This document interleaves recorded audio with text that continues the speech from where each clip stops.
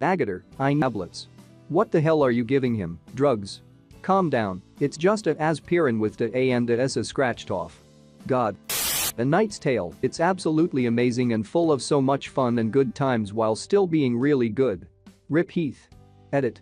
Wow, I thought I was pretty alone in loving this movie. My inbox says otherwise. Thanks for sharing the happy moments this great movie gave you. And it makes me happy that this seems to be sparking some and the reverse of The Fireflies. Saddest, most soul-crushing, depressing movie ever by the same studio. Blazing Saddles would have to tie for the best 1-2 antidepressant combo in cinema. It's even richer that they comprise just 1 year in Mel Brooks' life. A man who drink like that and he don't eat? He is going to die. Don't get me wrong, amazing film. But I only watched it once. I love everything else Ghibli and can watch Porco Rosso, Nausicaa, and others over a Emperor's New Groove. Oh, thank you for all of these awards. I'm so glad I'm not the only one who feels this way. Enchanted watching the How Do You Know That You Love Her musical number, outdoors in Central Park, puts me in an elated mood every time I watch it. I'm careful not to watch Enchanted that often just so it never loses that effect on me. Edit. Happily surprised by the response. Thanks. Galaxy Quest is a superb movie. I have never come across anyone, in physical or digital realms, that dislikes it. Galaxy Quest. Boy. I damn near well and Tudyk delivered that line. Holy crap, that was funny. I first met him near Jerusalem, praying to God, asking his forgiveness for the Saracen blood spilt by his sword. Next, he amazed me further still in Italy when he saved a fatherless beauty from the would-be ravishings of her dreadful Turkish uncle. In Greece, he spent a year in silence just to better understand the sound of a whisper. I had a boring my entire division, nearly put me to sleep when I realized my division VP is literally Colin Robinson, balding white man and all. I hated her. The flames. On the side of my face. I have a hangover, who knows what that means? It means you're drunk? Wrong. It means I was drunk, yes. I ruined Life of Brian by watching When Too Depressed. It's really hard to sing along, always look on the bright side of life when sitting alone on the floor, in the dark, with no furniture, on Christmas Eve, halfway through a bottle of Firefly vodka. I see pride, I see a badass mutta who won't take no crap from nobody. I wasn't either. Watched on a whim and had super low expectations because it didn't look like anything special. Now I rewatch it at least once a year. It's so I've heard it a million as I love that movie, but something about reading it instead adds to his emotion and makes it even more eloquent. Man, soft agree with you on this one, but the last time I watched Totoro, I got hit with this overwhelming sense of existential sadness, viewing such playful childlike fun through a lens of knowing I'll never be able to experience true innocence. It means you're wrong. You wouldn't come to work unless you had a problem. You have a disease. What's your name? Freddie Jones. Freddie Jones, shut up. It's easily one of the best movies. And it really makes me sad that she disliked it so much. I've been singing that her every night before bed since she was about a year old. We went to see the Muppet movie at the drive-in together this summer, and I positively wept sitting next to her listening to Kermit sing. Megamind? Here, old friend.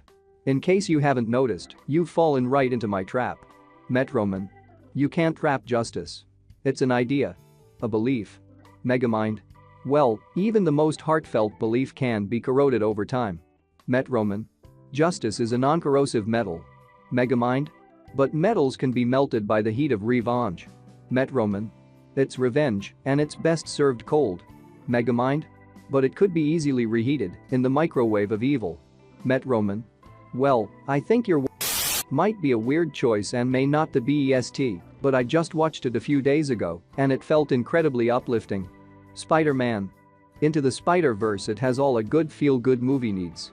Lighthearted and funny parts, drama, sadness and desperation to overcome, and a happy ending that is very feel-good but not cheesy. Also, the music is terrific throughout the movie and extremely well placed.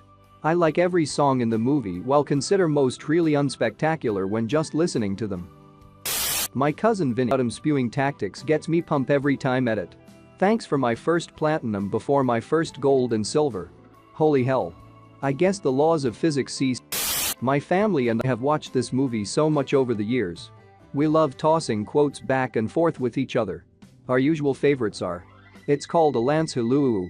There she is, your muse, your goddess, and oh how I hate her. PP pain, lots of pain. And then just anything that Jeff says. My favorite part of you.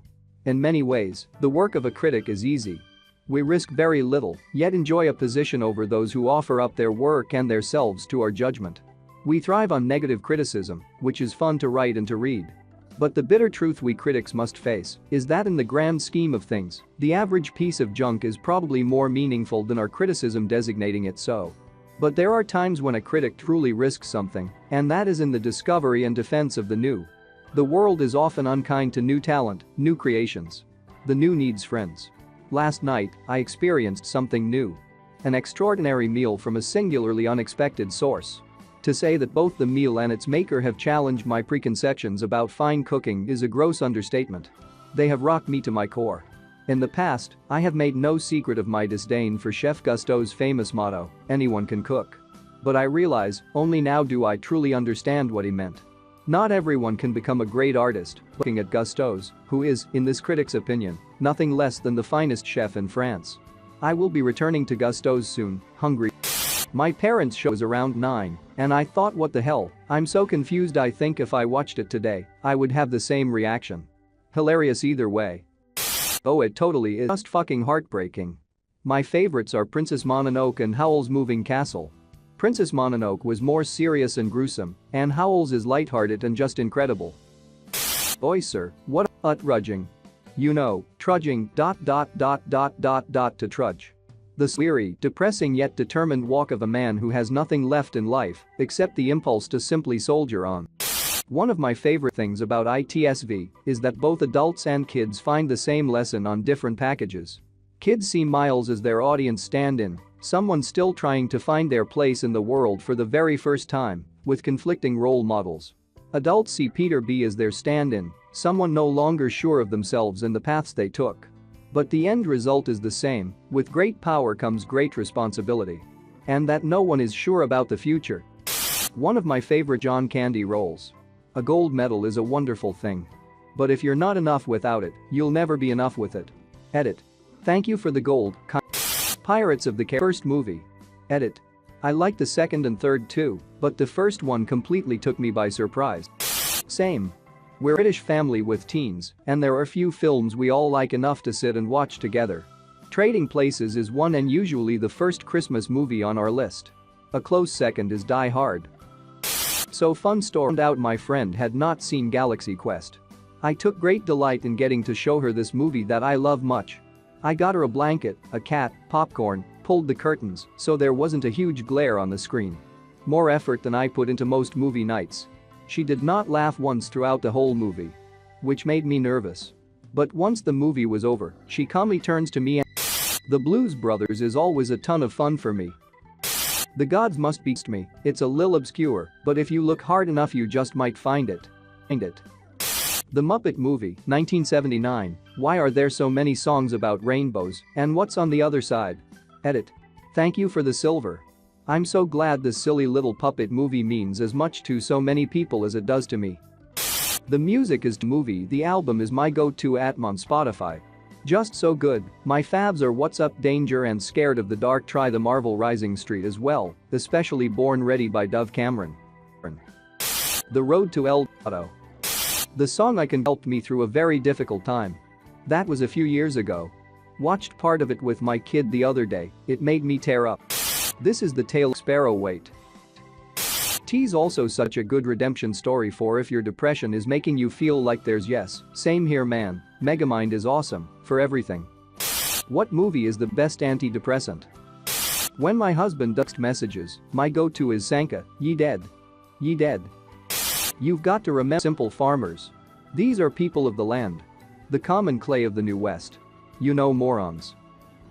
You're a villain or a super villain, what's the difference? Presentation, one of my favorite scenes ever. They nailed the soundtrack. I am 33, 90s and just saw it the first time when it went on Netflix. I feel like it's a movie that would have changed my entire way of being if I'd seen it as a kid. Just a